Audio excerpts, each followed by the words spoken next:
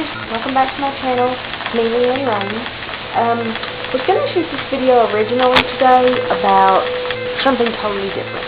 I went to the flea market today and found a few little witchy items, some frankincense resin, some myrrh resin, some lavender and sage bundles, a few geodes, bought a little dream catcher, and I was going to come home and completely just demolish my room, start all over, redo everything, which I've done, and do a room tour.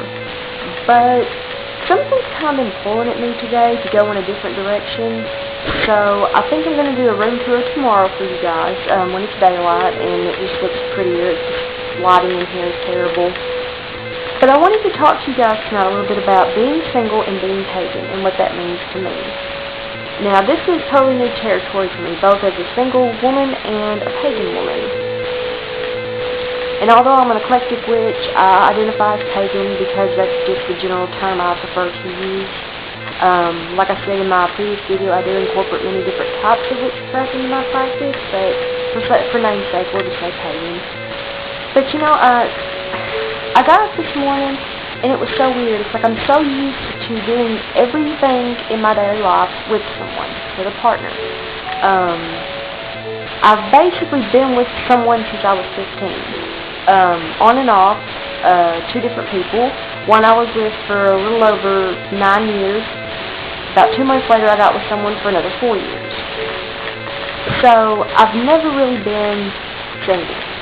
And I used to tell my friends all the time who were single, you know, who would say, well, I'm so lonely and I'm afraid of being alone. And I would always say, well, you're not alone, you're just single. You have friends, you have family, you have community, you have people that care about you. But it really dawned on me today what they meant by that. Because I was thinking to myself, like, I really wanted to go to the flea market and look for some witchy items, you know, and it was like, man, I don't want to do this by myself. I don't want to just walk around aimlessly all alone, you know, with no one to share it with. And that was the first time I really felt lonely, like a sense of loneliness since I've been single. So my mom calls me up, and she's at her boyfriend's house, and she's like, hey, I'll go to the flea market with you. My boyfriend's going to go do something with his family. So it went great, you know, and she went with me, and we walked around, and it was nice just to have that company, that presence that, you know, you're not alone. But I think my biggest challenge is really embracing this newfound time in my life. You know, I'm single now, I'm getting back into my spirituality, and I can go out in nature and know that I'm never alone. I can hear the voice of the goddess through the trees. I can feel the warmth of our Father God through His Son. I can, you know, look at the moon at night and see her face and know that there's someone watching over me. And that's a really big comfort.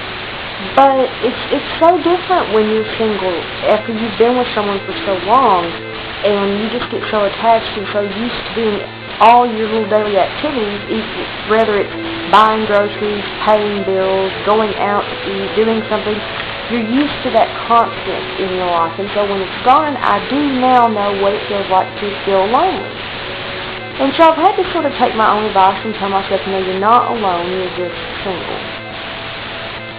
And you know, that kind of correlates to the path that I'm on right now, because with pagans, you know, and this is just in my opinion from what I've learned in my hometown.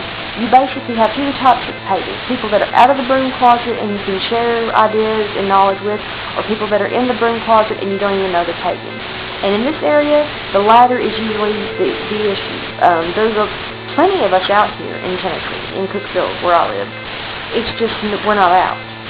You know, we're very private. Most of us are solitary. Most of us frequent one metaphysical shop, the only metaphysical shop in this town, privately, and then rush home so nobody knows what's going on. So I'm definitely searching for a sense of community within the pagan lifestyle, and I have a few friends that are that way, so it's easy for me to communicate with them. But I never realized how much of myself I really let go in my relationship, in my spirituality, until after we broke up. And, you know, that's a big part of anybody's life, is their spirituality. In my opinion, I feel like, you know, we all come from source, whether you call that God, whether you call that stars, whether you believe in Darwin's theory, whether you believe in reincarnation in Buddhism, whether you believe in Catholicism or Christianity, whatever the case may be, we all came from somewhere. And I don't necessarily think it was Source's plan, or in my case, God and Goddess's plan for us to be alone and without someone. I think there's a time and place for everything, and I think when the time is right, I will meet someone again.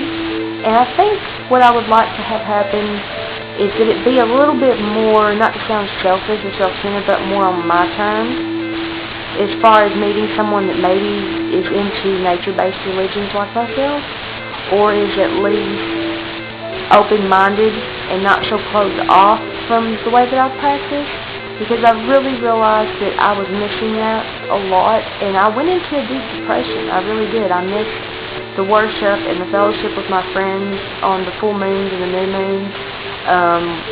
We would celebrate the Shabbats or the Esbats when we had time. We all had busy lives. Some of us had kids. But for the most part, we got together during the full and the new moon.